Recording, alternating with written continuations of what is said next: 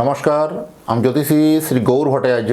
হ্যাঁ, থাম্বনেলে ঠিকই পড়েছেন যে মীন রাশির জাতক বা জাতিকাদের জন্য এই তিনটে ঘটনা ঘটবেই ঘটবে এই জুন মাসের শেষ 15 দিনে।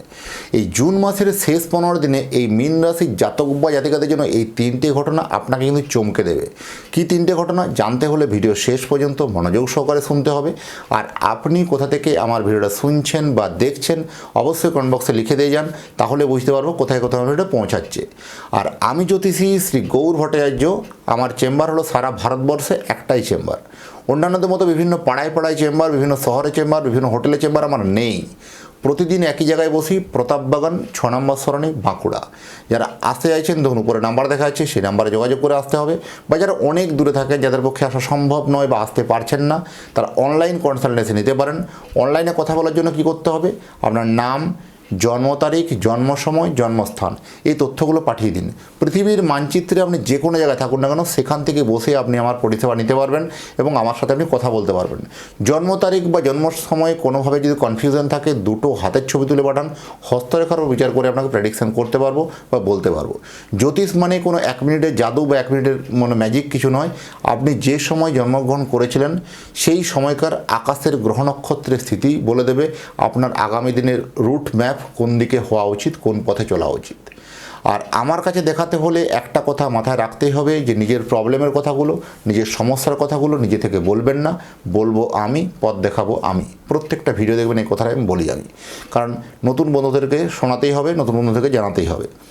আর আমার চ্যানেলটা এখনও যারা সাবস্ক্রাইব করেননি তাদেরকে অবশ্যই রিকোয়েস্ট করব চ্যানেলটা একটু সাবস্ক্রাইব করে দিন। আর যারা ফেসবুক থেকে দেখছেন তারা ফলো অবশ্যই করবেন এবং সাথে একটু শেয়ার, ভিডিওটাকে একটু শেয়ার করে দিন। আপনি শেয়ার করলে আরও একটা মীন রাশির জাতক বা জাতিকা আপনার দ্বারা উপকৃত হয়ে অনেক কিছু জানতে পারবে। আপনি তাদের একটা উপকার করুন, এটা শেয়ার করে আরও মানুষের কাছে ছড়িয়ে দিন।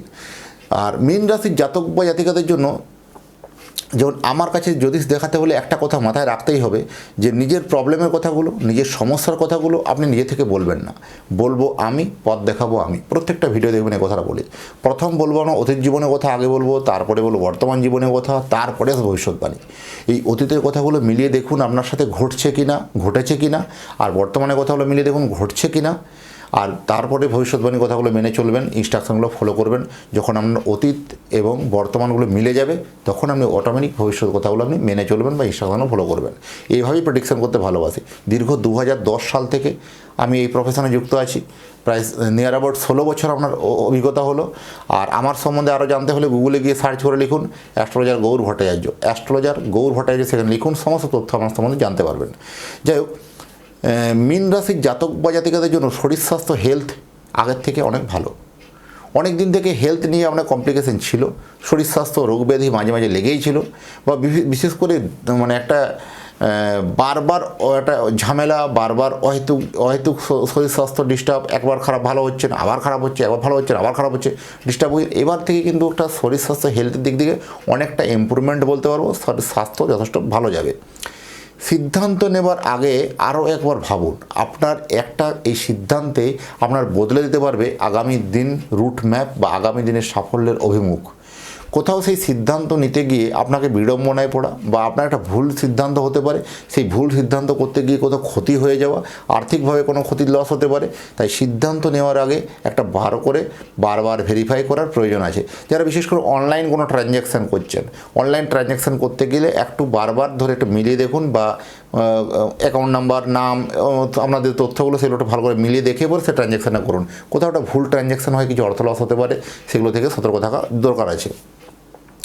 পারিবারিক দ্বন্দ্ব কাটিয়ে কিন্তু একটা ভালো সুখের দিশা কিন্তু পাবেন। পারিবারিক দিক থেকে আপনি বেশ মানজসটা বেশ ভালোভাবে পাচ্ছিলেন না, কোথাও আপনার মানজস নিয়ে বারবার ক্ষুণ্ণ হচ্ছিল, সেই পারিবারিক মানজসকে কাটিয়ে আপনি কিন্তু একটা ভালো দিশা দেখতে পাবেন। ভালো একটা জায়গা, অর্থের জায়গার ভালো সম্পর্কের জায়গাটা কিন্তু একটা ভালো হবে, নতুন একটা সুখের দিশা আসবে। আপনার পরিবারের মধ্যে আপনার সম্মান বা মানজস, যথেষ্ট সুনাম বৃদ্ধি পাবে, এটা যথেষ্ট ভালো বলা যায়। হারানো দ্রব্য কিন্তু ফিরছে। এই হারানো দ্রব্য নিয়ে একটা কনফিউশন আছে।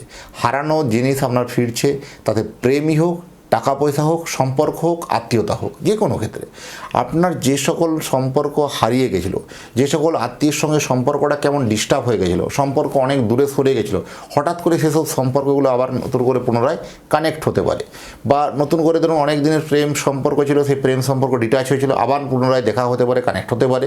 অনেক দিনের সম্পর্ক অনেক দিনের ছিল, যেটা আমাদের বিশেষ করে কোনো অর্থ বা টাকা আটকে ছিল, বা কোথাও টাকা পয়সা দিয়েছিলেন ফেরত পাননি, বা কোথাও আটকে ছিল, সেই সব টাকাগুলো কিন্তু রিকভারি হওয়ার সম্ভাবনা বেশি।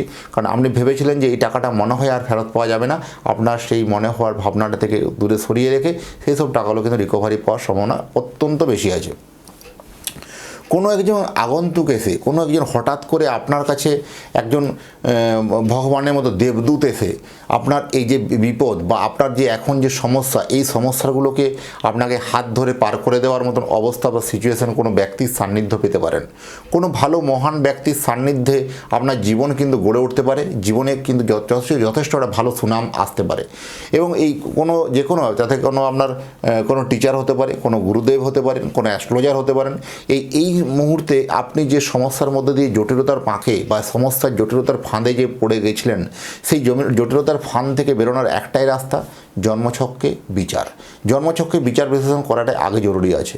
দেখুন, দামি দামি রত্ন বলে, দামি দামি পাথর পড়লে যে ভালো কাজ হবে এই ধারণাটা ভুল।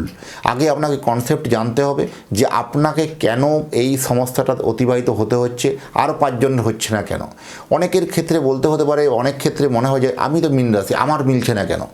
হ্যাঁ, আপনার মিলছে না কেন এই কারণে, কারণ মিলছে না কেন সেটা আমারও প্রশ্ন। কারণ গ্রহগত যারা গ্রহরাজরা অলরেডি কিন্তু জাল বুনেছে, বা গ্রহরাজ যে স্থান পরিবর্তন করেছে, 4-4টে গ্রহের স্থান পরিবর্তন হচ্ছে, সেই তার পরিপ্রেক্ষিতেও কিন্তু আপনার ক্ষেত্রে কিছু প্রযোজ্য ঘটনাগুলো কিন্তু ঘটা উচিত, তাও ঘটছে না।